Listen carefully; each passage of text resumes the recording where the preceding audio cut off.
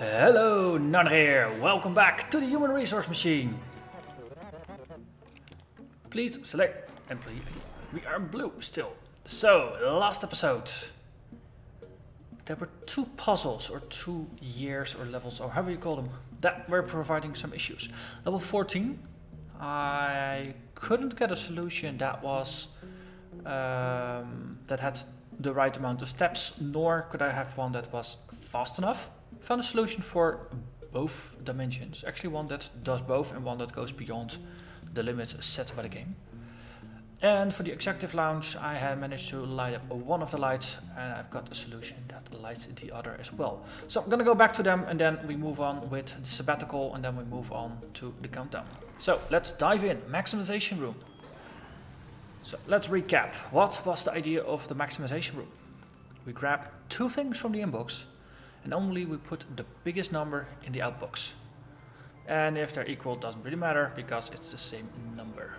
Repeat. Okay, so the solution I went for the first time, let's quickly run it.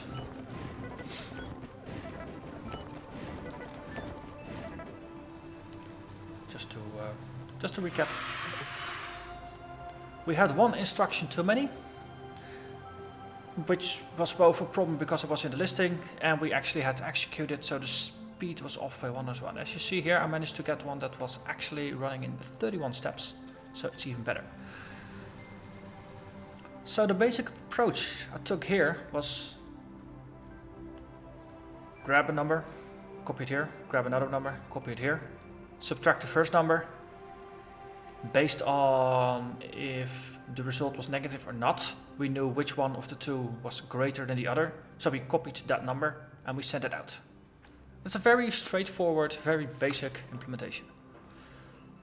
I had a different insight. So what if we take a different approach?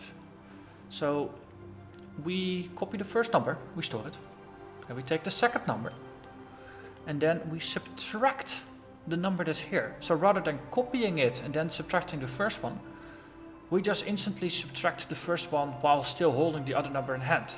So you might be thinking, but if I took the first number and copied it, then take the second number and then subtract it, I lose the value of the second number because I'm mutating the value that I'm holding in my hands. That's the only copy we have of that number. How's that going to work? Well, the thing is, if we subtract something, we can also add something to it. And if you subtract something and then add the same number, you end up with the original number. So rather than storing the number and then copying the original number, or the number we just put in based on the result, we only store 1. Because if it turns out that the number that's stored in box number 0, if that's the larger one, we can just grab it and take it to the exit. Then it doesn't matter that we mutated the smaller number in our hands.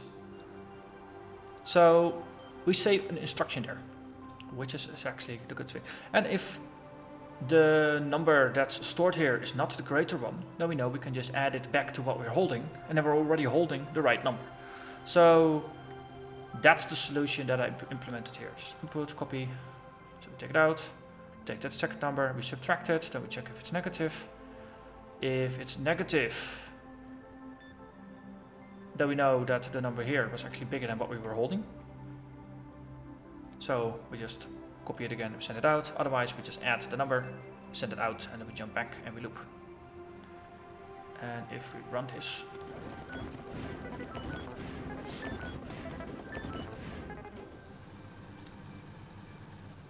you see that it's really fast. It's 31 instructions, or 31 execution steps. But we used 11 instructions rather than 10. So after that, I went optimizing for just speed, just throughput.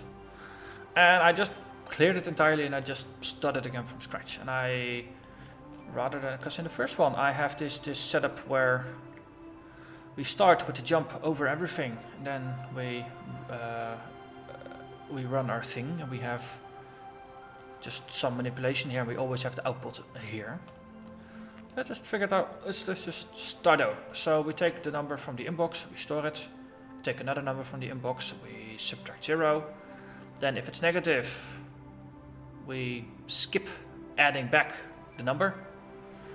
After which we copy the number from 0, we send it to the outbox, and otherwise, if it's not negative, we just add the number back, so we have the number that we needed in our hands, and then we jump over the copy to go to the outbox. And in total, this saves us one jump by basically just rearranging the logic from the second puzzle, just rearranging the logic, and we save ourselves, well, one of these jumps, because the logic is a bit differently arranged, and that saves us the one instruction, and it's slightly slower now, but it saves the one instruction that we needed to get the base level count for instructions. So now we qualify. So let's get back. Okay, level 17, the Executive Lounge. A refresher. For every 2 items in the inbox, we send out number 0 if they have the same sign, so if they're either both positive or both negative. We send out number 1 if that's not the case, so if they are different. So once again, we had a pretty convoluted setup where we read a number. Well, if it's negative, we jump. Let's see, we jump. It's hard to track. We jump all the way to the end. We read another number, and if that's negative, we jump back here to read the copy from 5, which is the 1. So there's a lot of jumping, and there's basically we use the jumps to check if the number we're holding, what sign it is, and based on following 2 jumps, you end up with either the situation where you have 2 numbers that are the same, 2 numbers that are, either they're both positive, they're both negative, or they are mixed. In which case you do different things. But it's messy, jumpy, and it has 13 instructions, which I doubt was actually that was the good thing. The 13 instructions wasn't a problem, it was just the execution speed. There was just too much weird jumping around. So I rearranged the logic a bit. And I took a little bit of inspiration from the previous puzzle, I think. So we have the sending out the 0 or the 1. We have that logic at the top again, rather than mixed in between, so it's a bit cleaner. And we have the situation where if you get here, you copy the 4, then you take a small local jump over the copy from 5 to the outbox, and the copy from 5 just goes straight to the outbox. So I think in this one we have 2 notions of outbox. Here we only have 1 outbox, and we have still 3 inboxes, and basically we replace the 1 outbox call with a jump for some extra navigation. Because if you come in, we have a jump that skips the entire output section, so we just skip that. Then we read the inbox. If it's negative, we jump over to here, we read the inbox again. If that's negative, then we know we have 2 negatives, so we need to output a 4, so we jump all the way up to here, do the 4 and send it out. If it wasn't a 4, or if it wasn't negative, then it's positive, but we already had a negative here, so that means we have different signs, so we need to jump to the 5, that's that one. So if this wasn't a negative, it's a positive, so then we read the inbox again, and then we have a negative followed by a jump in reversed order to these 2, because the logic is reversed for this. And this way you always end with a jump after this, rather than some mixed logic. So, and in this way, this is exactly the benchmark solution, points-wise.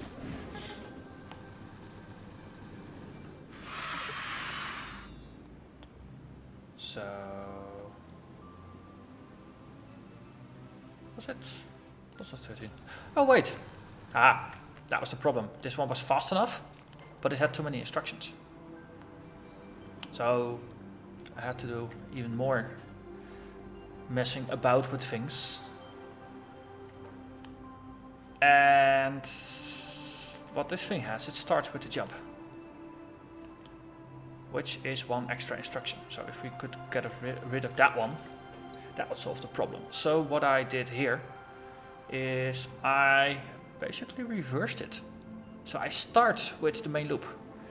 We have an inbox, we check for negative, inbox, check for negative, and because the main loop is no longer in the end, we can actually rely on some falling through, and in the end we have, let's see, this is the first negative that jumps over here, and then after this we have an inbox, then we have another check for a negative, and if it's positive we can just fall through and do the copy from 5. So we have no need to skip things in the beginning, and here we can just fall through rather than always needing a jump. We have some local jumping still going on, as what I did with the previous two solutions, and in the end that gets us where we have to be. But I have to say, the problems are getting trickier now than they were in the beginning. I think I did the first 12 or so solutions in half an hour. Now I've been explaining this for almost 12 minutes already, but this one does do it in 12 steps, and it's slightly slower, but the previous solution was slightly faster. And what they say, sometimes you can't actually optimize both metrics, the size and the speed, in the same solution. So yeah, that's interesting. I mean, this is 18. I think this is about a third of the way through, roughly. So let's see, what's a sabbatical beach paradise?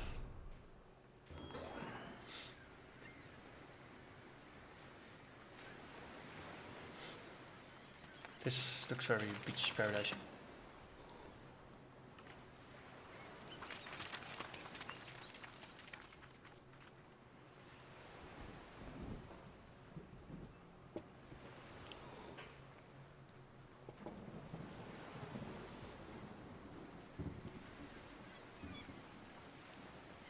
Okay.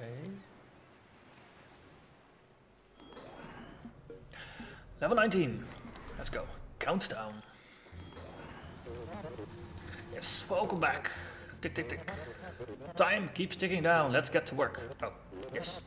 I love what you've done with your hair. My hair's different? I hadn't noticed. Okay. For each number in the inbox, send that number to the outbox, followed by all numbers down to or up to 0. That's a countdown. Okay, interesting. So we got some new commands. They the add one or the subtract one. So that's bump plus and bump minus from an item on the floor. Interesting. And the result is given back to you. And for your convenience, it's also written right back to the floor. Wait, was this robot hand there before? I don't remember this robot hand being there before. Okay, let's get back. So, let's see, we pick a number up, we put it down.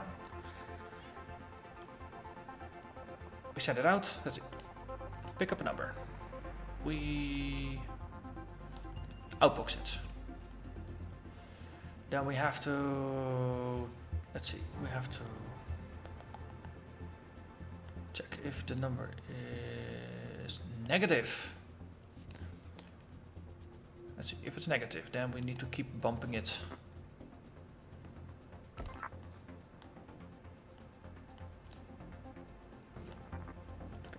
Wait, so we take the number, we store it on the floor, that's useful.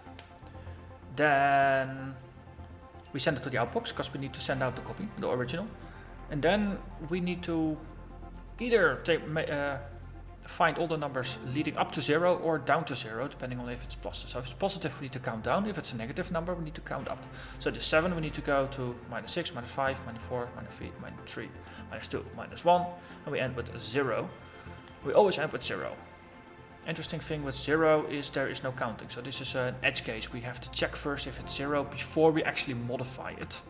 That's good to know. If it's negative, it can't be 0, so we can just always increase it, which is good. So if it's negative, we bump it, we output it, and then we check if it's 0. We can go back to the beginning. Okay. In this loop here, we need to do the opposite. So if it's 0, we go back to the beginning as well. That's the breaker condition for the third input. But for the 9, once we have outboxed the 9, we check if it's negative. No, 9 is not negative. We check, is it 0? No, 9 is not 0. So then we do a bump minus. We outbox it. And then we jump back to our 0 check, which starts over here. And we do it. And jump of 0 is our exit condition for getting back. So let's see if the logic is sane.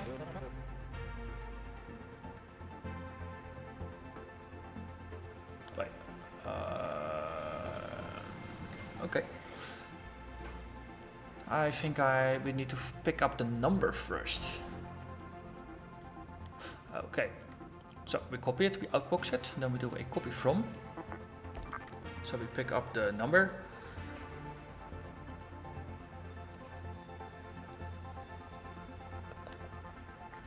Actually, we need to do that here. So we pick up the number first, and then we subtract one number, and we have the same thing over here.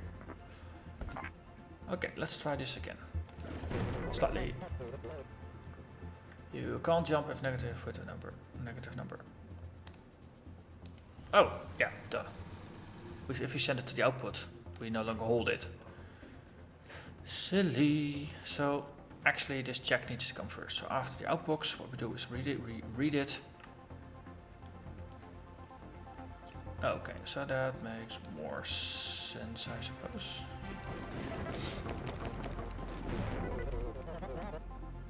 And I think we need to do some outboxing as well.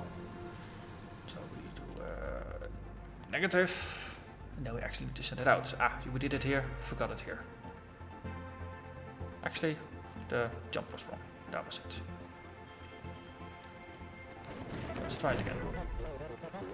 Empty value. You can't jump with 0 with an empty hand. Okay, that also makes sense. We have the 0 check.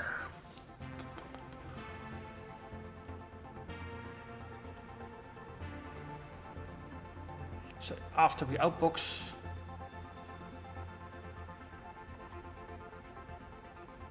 wait.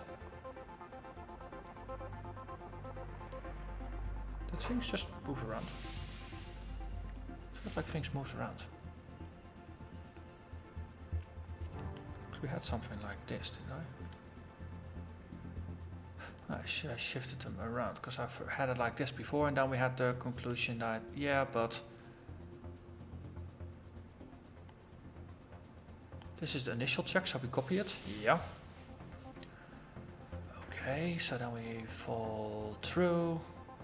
And then after we outbox it, we just copy it again. And that way we jump back and we always get to the situation where we enter this loop with a number in our hands. Do we have the same thing here? We always end back in the beginning.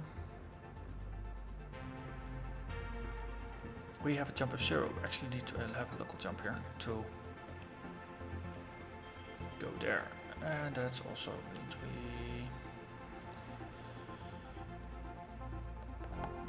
After we outbox, we copy.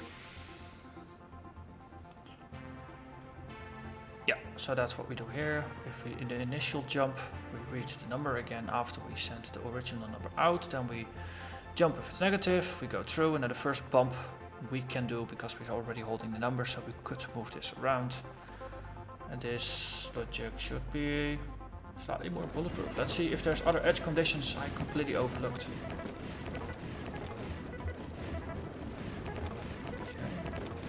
Seems like all the edge cases have been handled.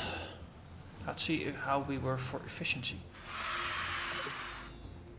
Wow, 5 solutions, 5 steps or 5 commands too many, and 18 cycles too many. Okay, let's see. So we copy the solution, open up a second tab, paste the solution. So we need to get rid of 5 things. Well, this is kind of what I was thinking of, right? Because these steps, they are very close.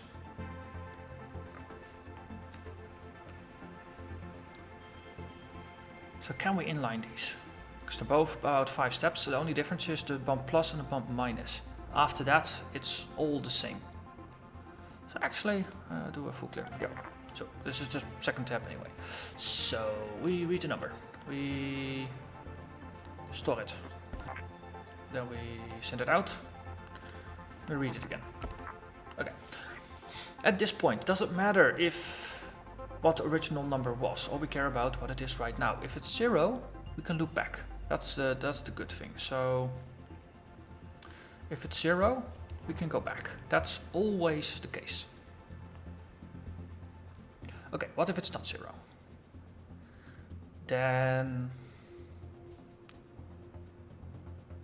let's see. If it's not 0, then we can check if it's negative. Okay, if it's negative, we bump it by 1. And we outbox it. After, and then let's see. We can go jump back here, always, and then we do a copy from 0. Because we read the number that we just wrote out, so we can manipulate it again. And then if it's 0, it will terminate. Okay, so what if it's not negative? Now we need to subtract the number. Once again, that one. Okay. After which we could do this. We skip over the bump plus, so we outbox the number, we jump back, and this repeats. Okay, so this is 11 rather than 15. Still one instruction too many. We'll see about that soon. Let's see how the runtime was.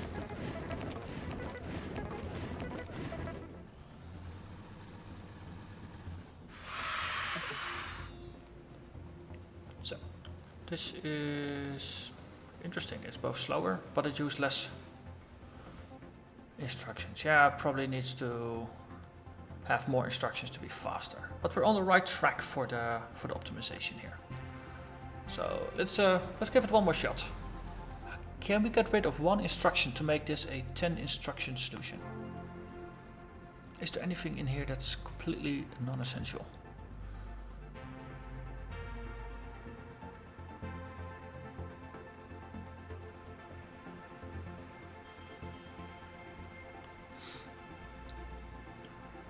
Okay, so there's 2 jumps in here, as before.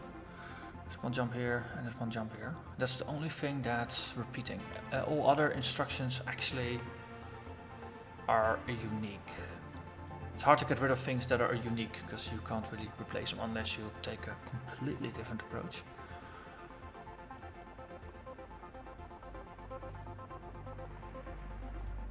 Okay, so let's say we chuck this one out. Then we have 10 instructions. That's our quota. Can we do it in a different way? Here we do use a jump to jump over an instruction that's not relevant. Then we outbox it, but we have no means of jumping back.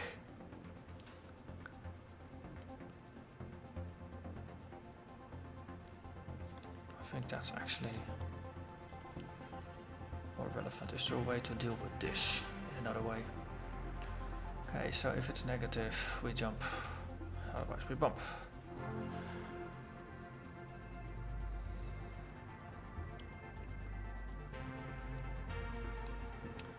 I don't see a way to do it without that either. So, okay, so can we reverse the order? Okay, so once again, get rid of this. So after the outbox, hey, the outbox repeats. The outbox is repeating. That's interesting. So we have a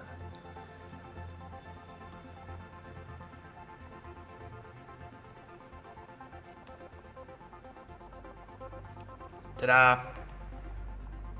The outbox was double. I completely overlooked that one. Because if we outbox here or there, it doesn't matter. It's before the copy. Let's see if I put things back in a good order. It looks like this is the 10-point solution. Speed-wise, I don't think it's gonna matter. It's the same number of instructions, 122. Yes, but at least we solved for size. Okay, that's good. Let's have a look. This one was 118, the other one was 122. So now we can completely ignore the number of items and we can focus on getting the efficiency of the loop down. Because if you want to get 22 instructions off of the run, that's a lot. That's 1 in 6 instructions if you go from 120 to 100. It's 1 in 6 instructions off.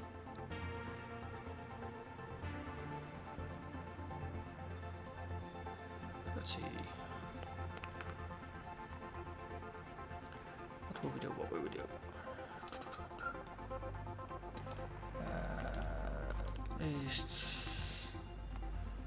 So we read the inbox.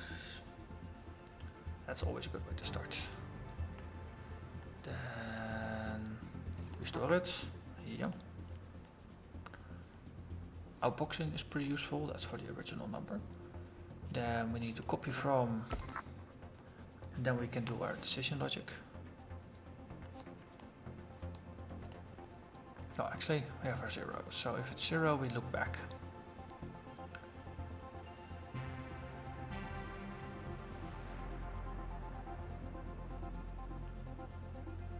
Okay, so we have a natural terminator there to the logic. I'm just thinking out loud here.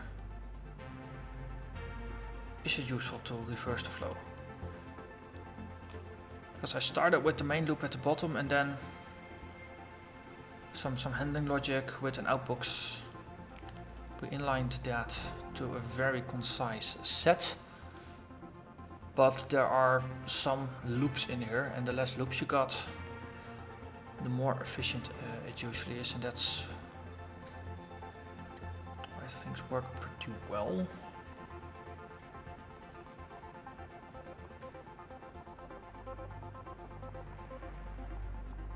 Actually, let's start with this one. You copy it? Yep. Then we paste it. Just replace it. Yeah, boom. Okay. So let's see. We have the jump of 0, so that's our terminator condition. We can send that over here. Box. We copy. This one seems useful to have there. Actually, this is our main loop. Inbox, copy, outbox is our default setup. So let's see, we start with a jump. We jump over here. Just skip the entire processing part. Inbox, copy, outbox. And actually, outboxing is something that's not even here. That's part of the main loop. We need an extra jump here. Let me send it there. So what we do, we start with a jump down here. We read the number, we store it, then we immediately jump over and we get into here. Then we write the number out, we copy the number again, and then we do our processing. See. And if it's 0, we go down there. Okay. Not sure if this is going to actually help anything. Because the flow is just so convoluted. I think I'll need to just have a bit more time to just sleep on this, crunch numbers in my head, and this is even slower. Okay. So this was not a good way to do it. So we solved it for 10 instructions. But we still need to get a better solution for speed or cycle count. So yeah, I'm gonna leave that as an exercise for the readers. If you find the solution before the next episode, please do let me know. Otherwise, I might have the solution next episode. So be sure to subscribe to the channel if you haven't already, and keep an eye out for the next episode. Thank you very much for watching, and see you next time. Bye bye.